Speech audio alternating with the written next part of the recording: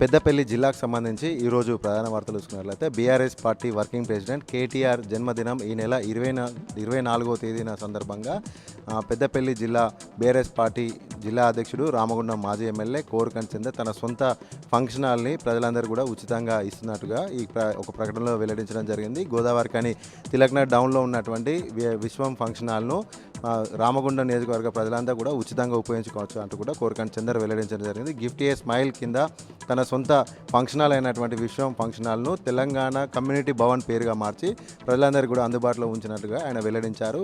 రామగుండం నియోజకవర్గంలో ఉన్నటువంటి ప్రతి ఒక్కరు కూడా ఈ యొక్క ఫంక్షన్ హాల్ని ఉచితంగా తీసుకోవచ్చు. ముందస్తుగా దరఖాస్తు చేసుకున్నట్లయితే ఎవరైనా కూడా ఇక్కడ అన్ని రకాల కార్యక్రమాలు, శుభ కార్యక్రమాలు, అన్ని రకాల కార్యక్రమాలకు కూడా ఈ యొక్క ఫంక్షన్ హాల్ను ఉపయోగించుకోవచ్చు అంటూ కూడా ఆయన ఒక ప్రకటనలో వెల్లడించడం జరిగింది. గిఫ్ట్ ఏ స్మైల్ కింద కూడా ప్రతి ఏటా కూడా 10 సంవత్సరాల నుండి కూడా అనేక కార్యక్రమాలు చేపడుతున్నట్టుగా ఆయన వెల్లడించారు.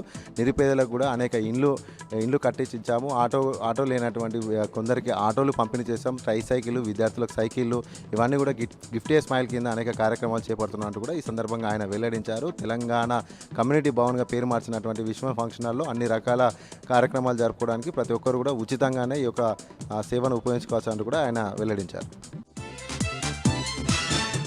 అలాగే మరొక ప్రధాన వార్త చూసుకున్నట్లయితే మంతిని నియోజకవర్గం మంతినిలో ఉన్నటువంటి బొక్కల వాగులో కలుషిత నీరు చేరి అక్కడ చెరువులో బొక్కల వాగులో ఉన్నటువంటి చేపలన్నీ కూడా మృత్యువాత పడ్డాయి. అయితే దీంతో చేపల మృత్యువాతతోటి మత్స్యకారులంతా కూడా ఆందోళన వ్యక్తం చేయడం జరిగింది. అయితే కలుషిత నీరు చేరిన కారణంగానే భారీగా చేపలన్నీ కూడా చనిపోయాయంటూ కూడా స్థానికులు ఆగ్రహం వ్యక్తం చేయడం జరుగుతుంది. స్థానికంగా ఉన్నటువంటి రైస్ మిల్లులతో పాటు ఇతరత్ర కలుషితాలన్నీ కూడా బొక్కల వాగులో నీరులో కలపడం వల్లనే చేపలు మృతి చెందాయంటూ కూడా మత్స్యకారులు ఆవేదన వ్యక్తం చేస్తున్నారు. ఈ యొక్క ప్రమాదానికి కారణమైనటువంటి నీరు బొక్కల వాగులో ఉన్నటువంటి నీరు కలుషితం కావడానికి కారణాలేంటి, దాని కారకులు ఎవరు అంటే వారందరిపైన కూడా తీవ్ర స్థాయిలో చర్యలు తీసుకోవాలంటూ కూడా మత్స్యకారులు డిమాండ్ చేశారు.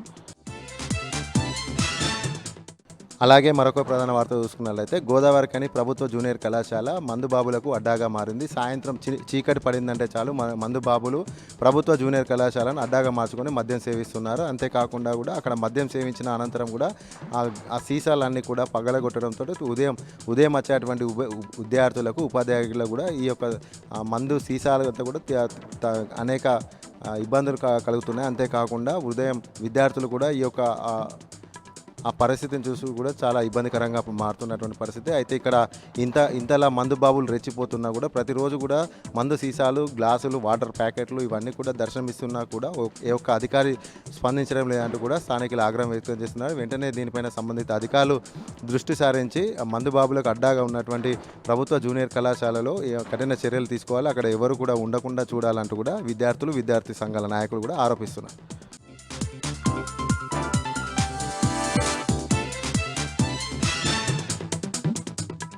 ఇక ఈరోజు నాగర్ కర్నూలు జిల్లా ప్రధాన వార్తలు చూసినట్టయితే అధికారం అనేది ఎవరికి శాశ్వతం కాదని చెప్పేసి, రాబోయేది బీఆర్ఎస్ ప్రభుత్వమేనని చెప్పేసి అక్రమ కేసులు పెట్టి బీఆర్ఎస్ నాయకులను, కార్యకర్తలను భయపెట్టాలని చూస్తే బీఆర్ఎస్ పార్టీ అలాంటి వాటికి బెదరదని చెప్పేసి కాంగ్రెస్ ప్రభుత్వం వచ్చినప్పటి నుంచి కూడా ప్రజాపాలన గాలి కొదిలేసి ప్రతీకార పాలన చేస్తుందని చెప్పేసి మాజీ ఎమ్మెల్యే బీరం హర్షవర్ధన్ రెడ్డి అన్నారు.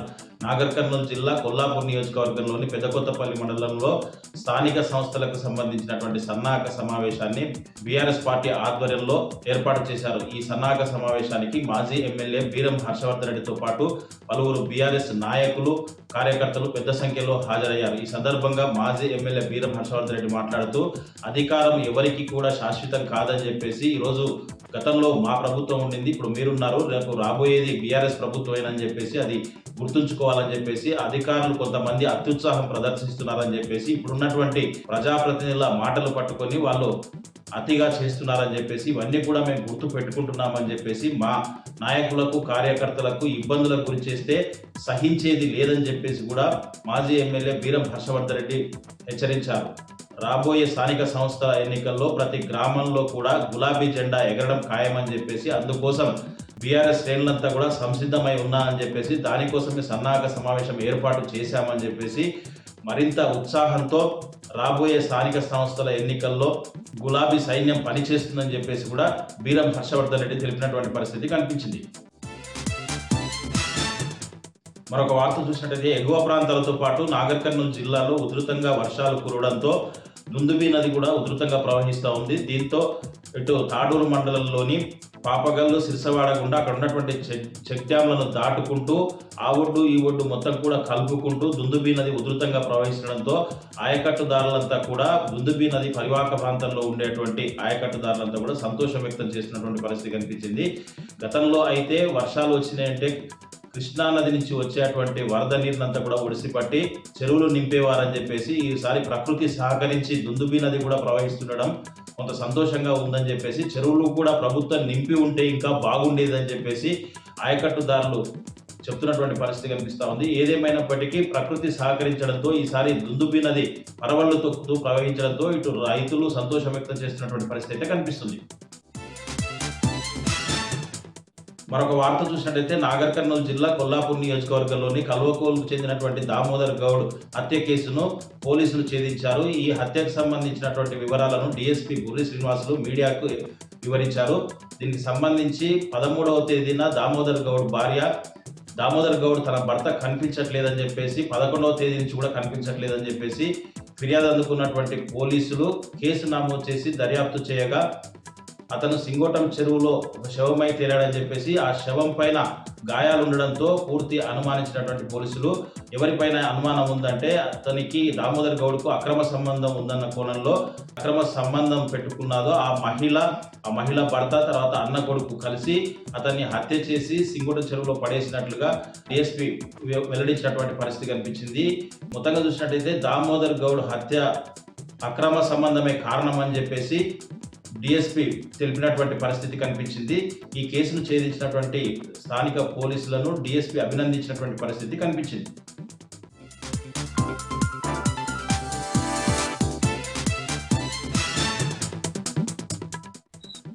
మహబూబ్ నగర్ జిల్లా జడ్చెల్ల మండలం తూపుడుగడ్డ తండాలో దారుణం జరిగింది. లష్కరియా నాయక్కు చెందిన గొర్రెల మందపై కుక్కలు దాడి చేశాయి. ఈ దాడిలో 30 గొర్రెలు మృతి చెందగా 20 గొర్రెలకు గాయాలయ్యాయి. ఘటనపై స్పందించిన మాజీ మంత్రి లక్ష్మారెడ్డి లష్కరియా నాయక్ని ఫోన్లో పరామర్శించి ధైర్యం చెప్పారు. స్థానిక బీఆర్ఎస్ నేతల ద్వారా 25,000 ఆర్థిక సహాయం అందించారు.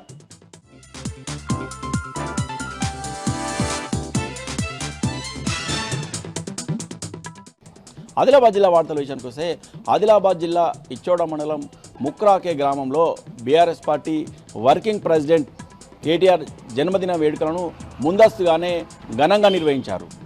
ఈ నెల 24వ తేదీన బీఆర్ఎస్ వర్కింగ్ ప్రెసిడెంట్ కేటీఆర్ జన్మదినాన్ని పురస్కరించుకొని 2 రోజుల ముందే గ్రామంలో పంటపాలలో తమ అభిమాన నాయకుడు కేటీఆర్ చిత్రపటానికి పుష్పాభిషేకం చేశారు. ఈ సందర్భంగా గ్రామస్తులు మాట్లాడుతూ బీఆర్ఎస్ ప్రభుత్వ పాలనలో అన్ని వర్గాల ప్రజలు ఎంతో సంతోషంగా ఉన్నారని, అన్ని వర్గాల ప్రజలకు సంక్షేమ అభివృద్ధి ఫలాలు అందాయని పేర్కొన్నారు. అలాగే ఐటీ మంత్రిగా కేటీఆర్ ఐటీ రంగంలో దేశంలోనే తెలంగాణ రాష్ట్రాన్ని నంబర్ 1గా నిలిపారని గుర్తు చేశారు. కేటీఆర్ నిండు 100 ఏళ్ళు సుఖ సంతోషాలతో ఉండాలని గ్రామస్తులు వేడుకున్నారు. ఈ సందర్భంగా వారు మాట్లాడుతూ అయితే కాంగ్రెస్ ప్రభుత్వ హయాంలో మాత్రం రేవంత్ రెడ్డి సర్కార్ 6 గ్యారంటీల పేరుతో ప్రజలను నిండా మోసం చేసిందన్నారు. ఈ కార్యక్రమంలో గ్రామ మాజీ సర్పంచ్ మీనాక్షితో పాటు గ్రామ మాజీ ఎంపీటీసీ గాడిగ సుభాష్, యువకులు, గ్రామస్తులు పెద్ద ఎత్తున పాల్గొన్నారు. ఇక నిర్మల్ జిల్లా వార్తల విషయానికి వస్తే నిర్మల్ జిల్లాలో బాసర పుణ్యక్షేత్రంలో వర్షాలు పడాలని కోరుతూ గ్రామస్తులు ప్రత్యేకంగా పూజలు నిర్వహించారు. బ్యాండు మేళతో గ్రామస్తులు గోదావరి నది వరకు బాజా భజంత్రాలతో వెళ్ళి అక్కడ గోదావరి జలాలను తీసుకొచ్చి గ్రామ దేవతలకు అభిషేకం చేశారు. గోదావరి నది ఒడ్డున ఉన్న శివాలయానికి ప్రత్యేకంగా జలాభిషేకం చేశారు. ఈ సందర్భంగా గ్రామస్తులు మాట్లాడుతూ గత నెల రోజులుగా వరుణుడు చాటేశాడని, దీంతో వర్షాలు పడక పంటలు ఎండిపోయే పరిస్థితి ఉందని, అయితే తమ ప్రతి సంవత్సరం కూడా ప్రత్యేక పూజలు చేయడం ఆనవాయితీగా వస్తుందని, గోదావరి జలాలను తీసుకొచ్చి గ్రామంలోని గ్రామ దేవతలకు ప్రతి ఒక్క ఆలయంలో జలాభిషేకం చేసేందుకు తాము ఈ కార్యక్రమం చేపట్టినట్టు పేర్కొన్నారు. వర్షాలు బాగా పడాలని, అలాగే పంటలు బాగా పండాలని కోరుకుంటూ ఆనవాయితీగా ఈ జలాభిషేకం కార్యక్రమం నిర్వహిస్తున్నట్టు గ్రామస్తులు పేర్కొన్నారు.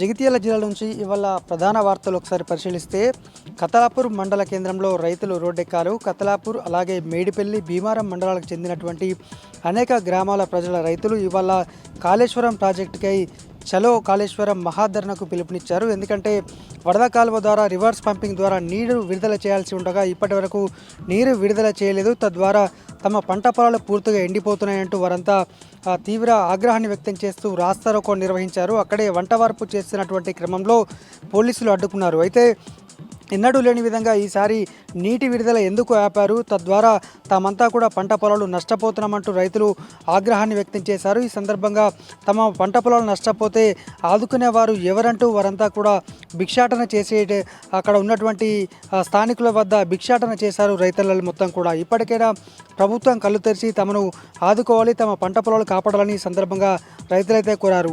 ఈ సందర్భంగా నీరు విడుదల చేయని పక్షంలో మరొకసారి రోడ్డెక్కుతామని ఈ సందర్భంగా హెచ్చరించారు. ఈ సందర్భంగా ఇటు కోరుట్ల, కతలాపూర్, వేములవాడ రహదారి మొత్తం కూడా ట్రాఫిక్తో స్తంభించిపోయింది.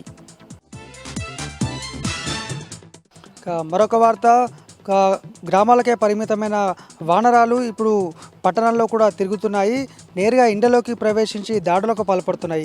గడిచిన 6 నెలల్లో దాదాపు 2560 మందికి పైగా గాయాల పాలయ్యారు. నేరుగా ఇంట్లోకి ప్రవేశించి ఇష్టానుసారం దాడులకు పాల్పడుతున్నాయి. ఇంట్లో వస్తువులు చిందరవందరగా పడేస్తున్నాయి. అలాగే పెంకుటిల్లు ఉన్నటువంటి వారు మొత్తం అవన్నీ కూడా పూర్తిగా నాశనం చేస్తున్నటువంటి సిచ్యువేషన్. అయితే అడవిలో ఎటువంటి ఆహార పదార్థాలు దొరక్క నేరుగా గుంపులుగా నేరుగా పట్టణంలోకి ప్రవేశిస్తూ ఈ విధంగా దాడులకు పాల్పడుతున్నాయి. ఇప్పటికైనా అధికారులు చర్యలు తీసుకొని కోతులు ఇండ్లలోకి, ఊర్లలోకి, పట్టణాల్లోకి రాకుండా చూడాలని ఈ సందర్భంగా అందరూ ప్రజలు కోరుతున్నారు.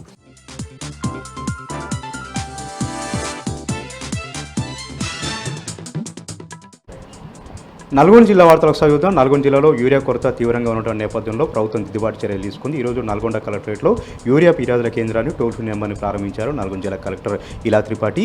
యూరియా కేంద్రం ఏర్పాటు చేసినప్పుడు కూడా ఎక్కడికక్కడ కూడా యూరియా అనేది తీవ్రంగా కొరత ఏర్పడింది. రైతులకు ఎక్కడ కూడా యూరియా సరిగా దొరకలేదు. క్షేత్రస్థాయిలో రైతులు చాలా ఇబ్బంది పడుతూ ఉన్నారు. నాగార్జున సార్ ఆయకట్టు కింద ఒక ఆధార్ కార్డుకి ఒక యూరియా బస్తా మాత్రం ఇస్తుండడంతో మిగతా యూరియాని అంతా కూడా ప్రైవేట్లో కొంటూ ఆర్థికంగా తీవ్రంగా నష్టపోతూ ఉన్నారు. ప్రభుత్వం యూరియా కూడా సరఫరా చేయలేదా అంటూ కూడా రైతులు ప్రభుత్వం పైన తీవ్రంగా ఆగ్రహం వ్యక్తం చేస్తూ ఉన్నారు. ప్రధానంగా విత్తనాలు కూడా దొరకట్లేదు, ఇతర ఫర్టిలైజర్ కూడా దొరకట్లేదు. ఎక్కడికక్కడ డీలర్లు కుమ్మక్కై అధిక ధరలకు యూరియాని విక్రయిస్తూ ఉన్నారు. కృత్రిమంగా కొరత సృష్టిస్తూ ఉన్నారంటూ కూడా రైతులు ఈ సందర్భంగా ఆగ్రహం వ్యక్తం చేస్తూ ఉన్నారు. జిల్లాకు సరిపడా యూరియాని తెప్పియాలి, ఎరువులు విత్తనాలను కూడా తెప్పియాలంటూ కూడా రైతుల నుంచి తీవ్రంగా డిమాండ్లు వ్యక్తమవుతున్నాయి. సూర్యాపేట జిల్లా వార్తలకు చదువుదాం. సూర్యాపేట జిల్లా మేరచెరు మండలం రామపురం గ్రామంలో వ్యవసాయ క్షేత్రంలో కల్తీ మద్యం తయారు చేసినటువంటి 2 వ్యక్తులను అరెస్ట్ చేశారు సూర్యాపేట జిల్లా ఎక్సైజ్ పోలీసులు. వారి వద్ద నుంచి 1000 లీటర్ల స్పిరిట్ని, 300 బాటిళ్ల కల్తీ మద్యాన్ని కూడా స్వాధీనం చేసుకున్నారు. గత కొంతకాలంగా స్పిరిట్తో, యూరియాతో నకిలీ మద్యం తయారు చేసి బెల్ట్ షాపులకు తరలించినట్టుగా కూడా ఎక్సైజ్ పోలీసులు తెలుపుతూ ఉన్నారు. ఎవరికి కంటపడకుండా చాలా సీక్రెట్గా ఈ కల్తీ మద్యం తయారు చేసినట్టుగా కూడా పోలీసుల విచారణ వెల్లడైంది. వీరిద్దరిపైన కూడా పీడాక్ నమోదు చేసి జైలు పంపారు. సూర్యాపేట జిల్లాకు సంబంధించినటువంటి మరొక వార్త. సూర్యాపేట జిల్లా కోదాడ మండలం కోమరబండ వద్ద హైదరాబాద్ టు విజయవాడ జాతీయ రహదారిపైన గొర్ర రోడ్డు ప్రమాదం చోటు చేసుకుంది. విజయవాడ నుంచి హైదరాబాద్ వెళ్తున్నటువంటి ఒక కారు అదుపుతప్పి డివైడర్ ఢీకొని బోల్తా పడడంతో ఒక్కసారిగా కారులో మంటలు చెలరేగాయి. చూస్తుండగానే కారు అంతా కూడా పూర్తిగా దగ్ధమైపోయింది. అందులో 2 వ్యక్తులు ప్రయాణిస్తున్నారు. వారికి తీవ్రంగా గాయాలు కావడంతో వారిని సూర్యాపేట ఎయిర్ ఆసుపత్రికి లేచారు. హైదరాబాద్ టు విజయవాడ జాతీయ రహదారిపైన అత్యంత రద్దీగా ఉన్నటువంటి ప్రాంతంలో నడి రోడ్డుపై కారు ఒక్కసారిగా దట్టమైనటువంటి పొగలతో దగ్ధమవుతుండడంతో అటుగా వెళ్తున్నటువంటి ప్రయాణికులందరూ కూడా ఒక్కసారిగా భయాందోళనకు గురయ్యారు.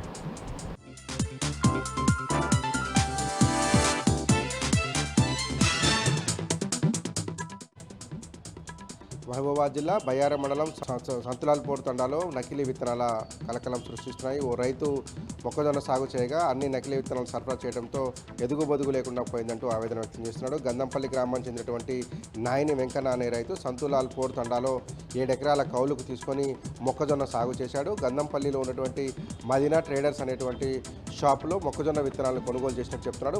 పైనీర్ అనే కంపెనీ సరఫరా చేసినటువంటి మొక్కజొన్న విత్తనాలను నాటినటువంటి రైతు 45 రోజులు దాటిన తర్వాత కూడా పైరులో ఎదుగుబొదుగు లేకపోగా మొత్తం సాళ్ల మధ్యలో ఉన్నటువంటి మొక్కలను చనిపోతూ కనిపించడంతో మహిళా రైతు అట్లాగే భార్యాభర్తలు ఇద్దరు కూడా ఆ పంట పొలంలో కూర్చొని కన్నీరు మున్నీరుగా వెలిపిస్తున్నారు. తమకు నకిలీ విత్తనాలు సరఫరా చేశారని, అందువల్లే పంట ఎదుగుబొదుగు లేకుండా పోయిందని ఆరోపిస్తున్నారు. 45 రోజులు గడిచిన తర్వాత మొక్కలు చచ్చిపోవడం ఏంటని ప్రశ్నిస్తున్నారు. తక్షణమే అధికారులు అట్లాగే ప్రభుత్వ పెద్దలు స్పందించాలని, నకిలీ విత్తనాలు సరఫరా చేసినటువంటి ఆ షాపు మీద చర్యలు తీసుకోవడంతో పాటు తమకు పరిహారం చెల్లించాలని కోరుతా ఉన్నారు. భార్య మెడలో ఉన్నటువంటి పుస్తల తాడు తాకట్టు పెట్టి 1,50,000 రూపాయలు తీసుకొచ్చి 7 ఎకరాలు కౌలు తీసుకుని వ్యవసాయం చేస్తున్నానండి. ప్రభుత్వం ఆదుకోకపోతే ఆత్మహత్య చేసుకోవడం తప్ప మరొక దారి లేదంటూ భార్యాభర్తలు విలిపిస్తున్నారు. దాంతోపాటు ప్రభుత్వం తక్షణం తమను ఆదుకోవాలని, వ్యవసాయం సాఫీగా ముందుకు సాగే రకంగా విత్తనాలు సరఫరా చేయడంతో పాటు నకిలీ విత్తనాలను పంపిణీ చేసినటువంటి కంపెనీ మీద చర్యలు తీసుకోవాలని రైతులు కోరుతా ఉన్నారు. భద్రాద్రి కొత్తగూడెం జిల్లా మనుగురు మండలం భగత్ సింగ్ నగర్ కాలనీలో పోలీసులు కార్డన్ సర్చ్ నిర్వహించారు. ప్రతి ఇంటికి వెళ్లి అనుమానిత వ్యక్తులను ప్రశ్నించారు. దాంతోపాటే ప్రజలతో మమేకమైనటువంటి పోలీసులు నేరాల పట్ల జాగ్రత్తగా ఉండాలని సూచించారు.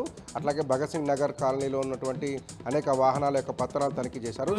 సరైన పత్రాలు లేనటువంటి 44 ద్విచక్ర వాహనాలను 4 ఆటోలను స్వాధీనపరుచుకున్నారు. నిబంధనలకు విరుద్ధంగా బెల్ట్ షాప్ నిర్వహిస్తున్నటువంటి 2 షాపుల్లో తనిఖీలు నిర్వహించి 23,000 రూపాయల విలువైనటువంటి మద్యాన్ని స్వాధీనపరుచుకున్నారు. అనుమానిత వ్యక్తుల పట్ల ప్రజలు అప్రమత్తంగా ఉండాలని, ఏ వ్యక్తుల పట్లైనా అనుమానం కలిగినట్లయితే తక్షణం మనుగురు పోలీసులను సంప్రదించాలని సూచించారు.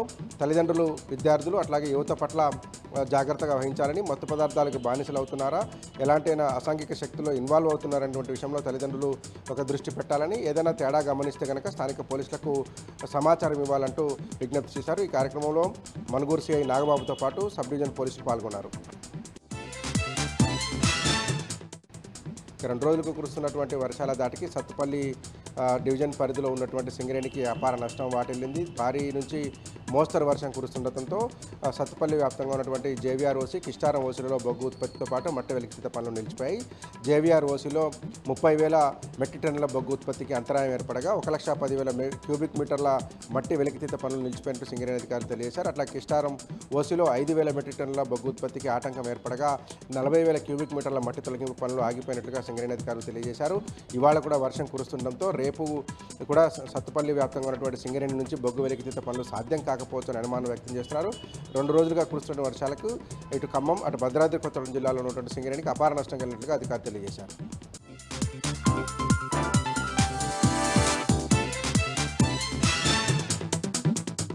ఉమ్మడి మెదక్ జిల్లాలో ఈరోజు ప్రధాన వార్తలు ఈ విధంగా ఉన్నాయి. సిద్దిపేట జిల్లా వార్తలు వచ్చేసరికి సిద్దిపేట కలెక్టరేట్లో ఈరోజు జిల్లా అభివృద్ధి సమీక్షా సమావేశం జరిగింది. ఈ కార్యక్రమానికి జిల్లా ఇన్ఛార్జి మంత్రి వెంకటస్వామి వచ్చారు. ఈ కార్యక్రమంలో మాజీ మంత్రి, సిద్దిపేట ఎమ్మెల్యే హరీష్ రావు, అట్లాగే Dubbaka MLA Kotha Prabhakar Reddy, SC ST commission chairman Bakki వెంకటయ్యతో పాటు జిల్లా కలెక్టర్ హైమావతి, అట్లాగే జిల్లాకు సంబంధించిన వివిధ శాఖల అధికారులు పాల్గొన్నారు. ముఖ్యంగా ఈ సమావేశానికి కంటే ముందుగా జిల్లాలో కొత్తగా మంజూరైనటువంటి లబ్ధిదారులకు కొత్తగా రేషన్ కార్డుల పంపిణీ కార్యక్రమం జరిగింది.